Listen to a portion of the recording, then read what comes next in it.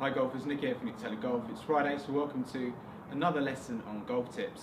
This week on golf tips, we're going to talk about probably the most important thing in the golf swing, and that is the impact position.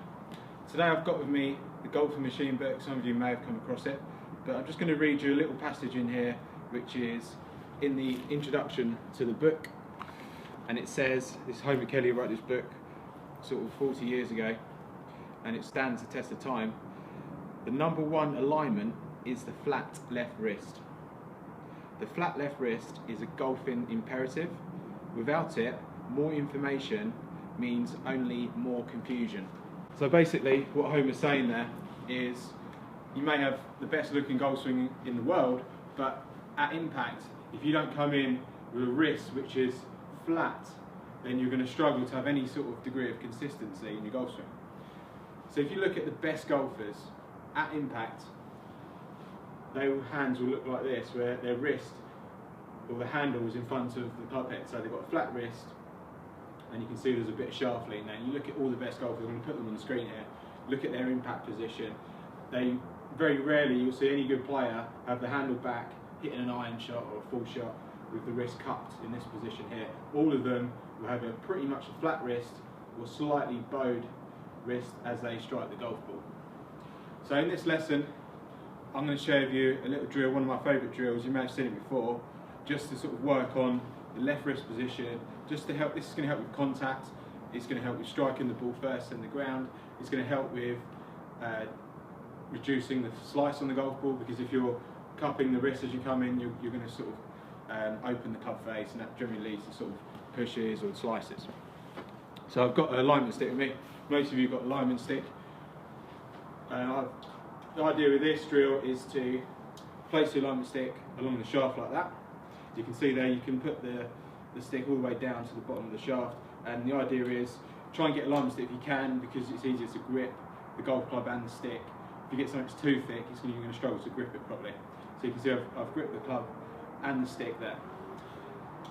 If I was to come in to hit the golf ball, and I was to come down and break this wrist down and cup at the golf ball, I would probably scoop at it, I'll probably thin it, but if I'm using this stick here, I'm probably going to hit the stick into the side of my body.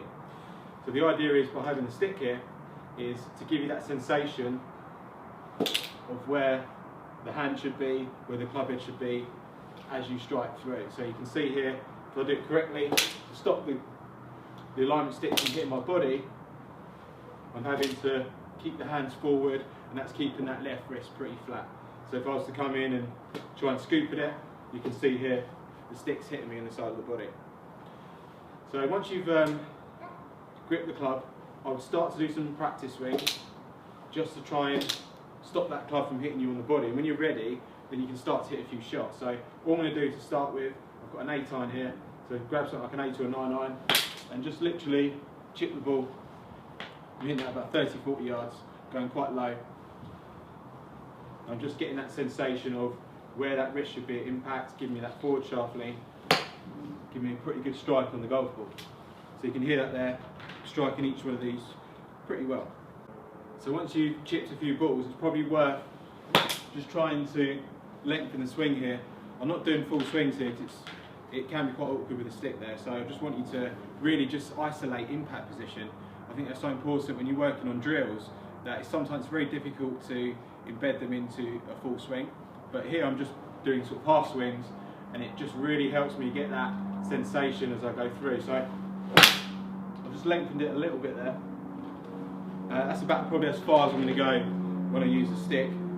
Just do one more. Notice at setup here how my hands are set slightly forward.